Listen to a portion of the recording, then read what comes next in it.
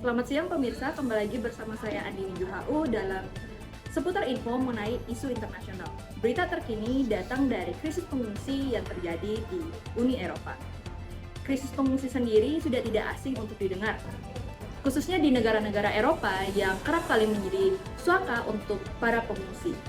Jika dilihat dari sejarahnya, negara Eropa sendiri sudah menjadi tempat pengungsian dari zaman Perang Dunia Kedua. Tepatnya saat Nazi melebarkan sayapnya di Jerman dan sekitaran negara-negara Eropa. Dan ini membuat orang-orang Yahudi harus melarikan diri ke Austria. Lalu pasca Perang Dunia Kedua, etnis Indochina dari Vietnam juga melarikan diri ke benua Eropa pada tahun 1955. Kini sejarah itu terulang kembali saat pengungsi dari negara-negara berkonflik seperti Suriah, Irak, dan negara-negara sub-Sahara melarikan diri ke Eropa. Dengan tingginya angka imigran yang masuk ke negara-negara Eropa, ini membuat banyak negara Eropa yang kewalahan dalam mengatur kebijakan suaka yang ada di sana. Selanjutnya akan dijelaskan lebih lanjut oleh rekan saya, Julia Batrusia. Baik, sebagaimana telah disampaikan bahwa isu krisis pengungsi di Uni Eropa adalah hal yang kompleks, di mana negara-negara di Eropa sedang menghadapi tantangan yang besar. Mereka dihadapkan pada situasi di mana pengungsi melintasi perbatasan negara mereka, mencari perlindungan dan kehidupan yang lebih baik. Namun, tanggapan negara-negara di Eropa sangat beragam, di mana beberapa negara dengan tegas menolak pengungsi, sedangkan beberapa di antaranya memilih untuk membantu pengungsi. Disinilah teori sekuritisasi hadir untuk memberikan pemahaman yang lebih dalam mengenai isu tersebut. Teori sekuritisasi yang dikembangkan di Copenhagen School of Security Studies memberikan kita kerangka pemahaman yang tentang bagaimana suatu isu bisa menjadi ancaman keamanan nasional.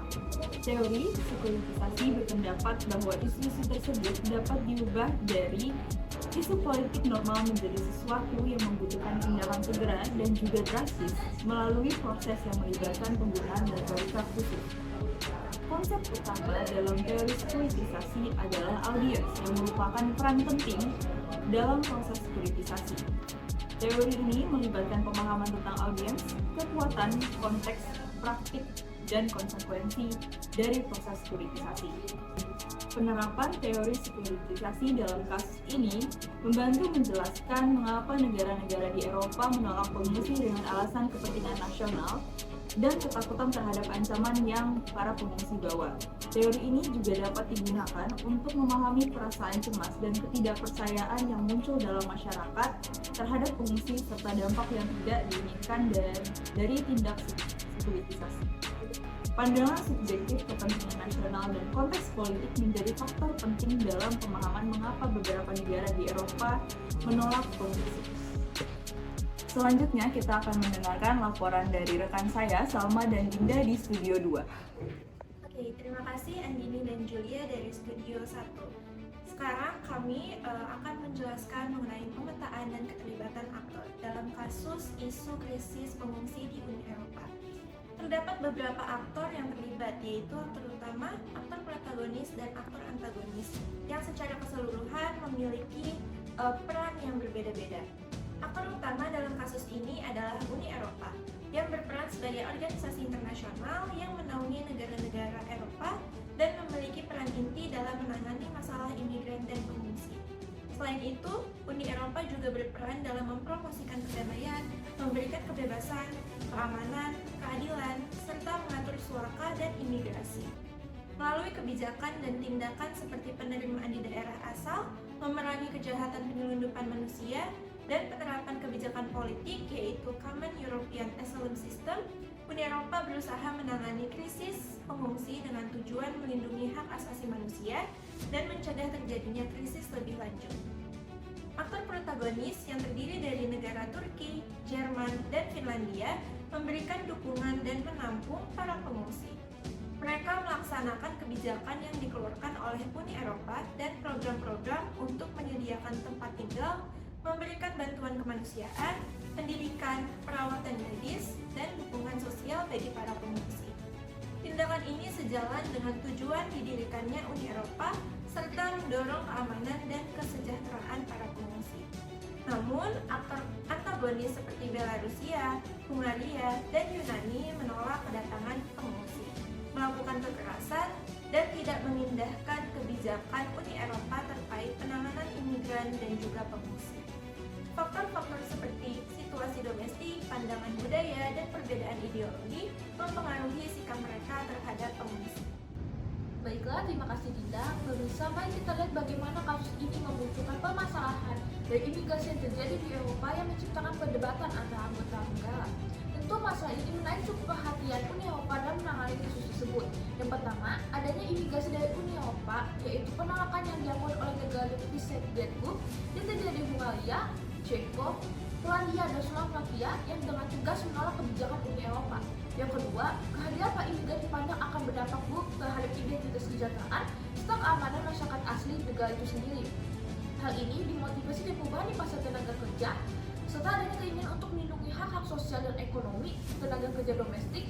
Dan ketiga, muncul dari ketakutan adanya ancaman penyerangan terorisme yang dilakukan oleh para imigran. Hal ini tentu menimbulkan sentimen dan stereotip yang ditunjukkan kepada para pendatang, mengingat peningkatan jumlah pengungsi yang terjadi di Uni Eropa dari hingga 2 dekade terakhir. Selanjutnya, kita akan terhubung dengan Indah yang berada di Uni Eropa untuk menyampaikan strategi kebijakan yang akan dilakukan oleh Uni Eropa. Baik, terima kasih Salma dan Dinda. Pemirsa yang sedang di rumah, saat ini saya berada di lokasi kejadian. Saat ini saya telah melihat beberapa strategi yang telah dilakukan oleh Uni Eropa. Saat ini Uni Eropa merespon kasus ini dengan mengeluarkan beberapa strategi kebijakan untuk menjaga keamanan dan kedaulatan wilayahnya. Strategi pertama yang dilakukan oleh Uni Eropa yaitu Common European Asylum System, merupakan suatu kebijakan yang dibentuk sebagai bukti tanggung jawab dari Uni Eropa dalam ikut serta berperan aktif dalam menanggulangi permasalahan dunia. Kebijakan yang dibuat sebagai bukti bahwa Uni Eropa organisasi yang menjunjung tinggi HAM.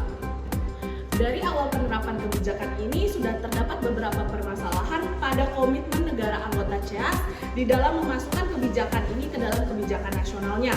Padahal pada dasarnya CEAS telah menyajikan mekanisme pengurusan pengungsi dengan terstruktur dan sistematis. Namun ketidakefektifan penerapan CEAS pada negara anggota-anggota Uni Eropa adalah pada pengimplementasiannya. Strategi kedua yang dilakukan oleh Uni Eropa yakni adalah Frontex. Frontex merupakan polisi khusus yang diharapkan bisa mendeteksi serta membendung arus imigran ke Eropa. Badan ini dibentuk karena melihat semakin tidak terkontrolnya masuknya para pengungsi dari luar kawasan masuk ke Uni Eropa dan menyebabkan timbulnya berbagai ancaman baru untuk Uni Eropa sendiri. Namun, Frontex tidak memiliki sarana untuk operasinya sendiri. Jadi ketika Frontex ingin menjalankan operasinya, maka mereka harus meminta negara anggota untuk menyuplai tenaga, personal maupun sarana teknik yang dibutuhkan. Strategi ketiga yang dilakukan oleh Uni Eropa yakni adalah European Neighborhood Policy, merupakan sebuah kebijakan yang bertujuan untuk menghindari adanya pembentukan garis pemisah di antara Uni Eropa dan negara-negara tetangganya, serta sekaligus bertujuan untuk memperkuat kesejahteraan, stabilitas, dan keamanan. Baik, sekian dari hasil reportase saya kembalikan kepada Dinda dan Salma di studio. Baik, terima kasih Indah. Selanjutnya akan kami hubungkan kembali ke Andini dan Julia di Studio 1. Baik, terima kasih Salma dan Dinda di Studio 2. Saya Andini Johau. Dan saya Julia Batrisya. Kami pamit undur diri dan terima kasih.